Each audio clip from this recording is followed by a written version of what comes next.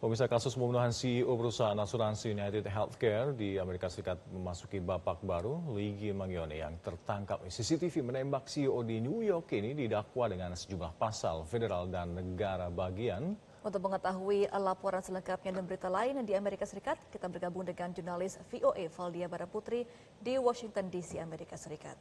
Valdia, apa saja pasal yang didakwakan kepada Luigi dan kapan ia akan disidang?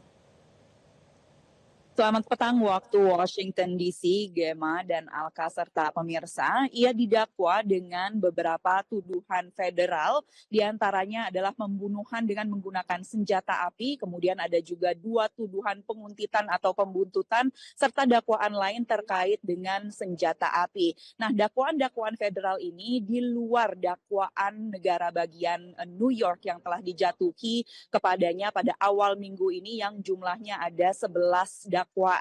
Di antaranya adalah pembunuhan tingkat 1 dan juga pembunuhan tingkat 2 terkait tindakan terorisme, serta juga beberapa dakwaan atau tuduhan terkait dengan senjata api. Seperti yang dapat Anda lihat di layar kaca saat ini adalah Luigi Mangione saat dibawa ke gedung pengadilan federal setelah diekstradisi dari negara bagian Pennsylvania tempat ia ditemukan dan ditangkap. Nah, tadi saya mengatakan bahwa ada dakwaan-dakwaan negara bagian New York yang dijatuhi kepadanya terkait pembunuhan dengan tujuan untuk mendukung tujuan terorisme. Nah, ini adalah sebuah undang-undang yang diciptakan pasca serangan 9/11 atau serangan 11 September di New York. Nah, undang-undang ini memungkinkan hukuman yang lebih berat jika pembunuhan tersebut dilakukan untuk dengan tujuan menakut-nakuti warga sipil maupun mempengaruhi pemerintah. Jika kedengarannya seperti penerapan undang-undang terorisme ini tidak biasa begitu, namun ini adalah bukan pertama kalinya undang-undang ini diterapkan pada kasus-kasus yang tidak terkait dengan ekstremisme lintas batas maupun tujuan untuk membunuh banyak orang. Dengan undang-undang ini, Mangione kemungkinan akan menghadapi hukuman seumur hidup. Di negara bagian New York ini tidak ada hukuman mati, sehingga hukuman maksimal adalah hukuman seumur hidup. Karena negara bagian New York ini telah menghapus hukuman mati sejak tahun 2004. Nah, sekarang mengenai jadwal sidang dari Mangione setelah diekstradisi dari Pennsylvania dan dijatuhi dakwaan-dakwaan kapan ia akan menghadiri persidangan untuk dakwaan-dakwaan tersebut. Nah, untuk sampai saat ini yang diketahui adalah bahwa pengadilan atau persidangan untuk dakwaan tingkat negara bagian ini akan dimulai terlebih dahulu meski belum diketahui kapan jadwalnya. Namun hakim memutuskan bahwa Mangione akan tetap ditahan hingga sidang berikutnya pada pertengahan Januari 2025. Dan saat ini Mangione ditahan di penjara federal di Brooklyn, New York. Nah, sekarang mengenai pendapat-pendapat publik mengenai kasus ini sampai saat ini bagaimana? Sejak kasus ini muncul atau sejak pembunuhan ini terjadi begitu, ini telah mendapatkan perhatian yang sangat besar di publik AS serta memicu kemarahan terhadap sistem asuransi kesehatan di Amerika Serikat dan juga memecah belah pendapat publik. Ada publik yang mengatakan bahwa dakwaan terorisme yang dijatuhi kepada Mangione pada minggu ini berlebihan, bahkan menunjukkan dukungan bagi Mangione di luar gedung pengadilan. Namun ada juga sebagian publik yang mengatakan bahwa apa yang ia lakukan adalah pembunuhan kejam yang tidak dapat dibenarkan dengan alasan apapun begitu. Nah, ada juga yang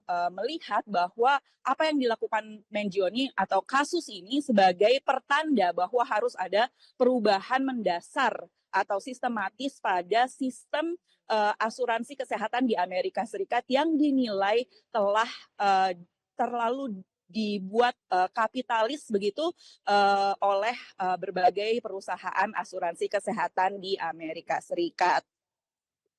Nah, itu tadi update terakhir mengenai kasus penembakan CEO yang melibatkan atau diduga dilakukan oleh Luigi Mangione. Nah, sekarang ke berita yang dapat Anda lihat di belakang saya, ini adalah sebuah holiday market atau Christmas market yang bisa disebut juga sebagai pasar malam Natal. Nah, di sini warga AS membeli banyak hadiah-hadiah Natal atau hanya untuk merasakan kemeriahan suasana Natal. Nah, berita selanjutnya ini serupa dengan holiday market di sini, namun diadakan oleh perwakilan dari 68 negara di Washington DC. Seperti apa suasananya? Simak liputan berikut ini.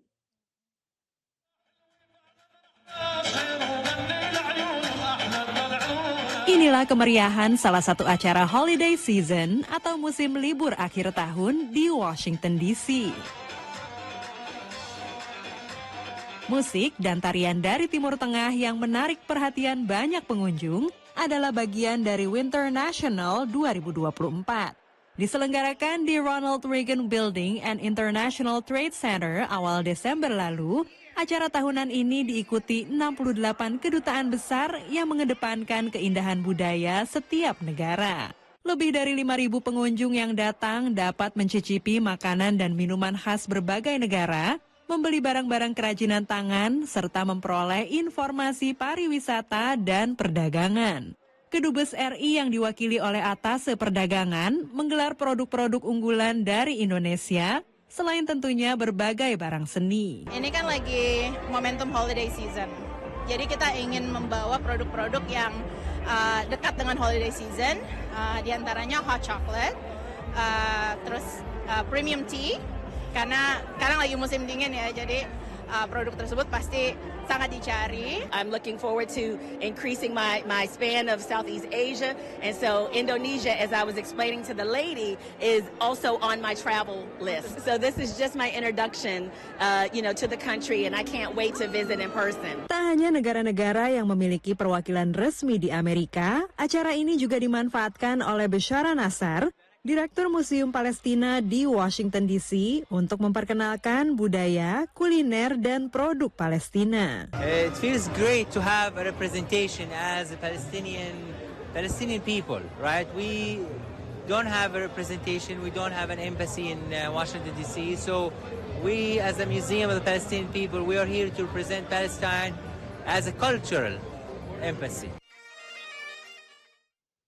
Pemirsa, acara-acara atau festival pada musim dingin seperti tadi dan seperti yang di belakang saya ini memang sering diadakan saat sebelum liburan musim Natal dan Tahun Baru untuk berburu hadiah, baik untuk keluarga atau diri sendiri. Kembali ke studio di Jakarta. Baik, terima kasih Valdia Baraputri atas informasi Anda langsung dari Washington DC, Amerika Serikat. Selamat kembali bertugas. Iya. Jelajahi cara baru mendapatkan informasi. Download Metro TV Extend sekarang.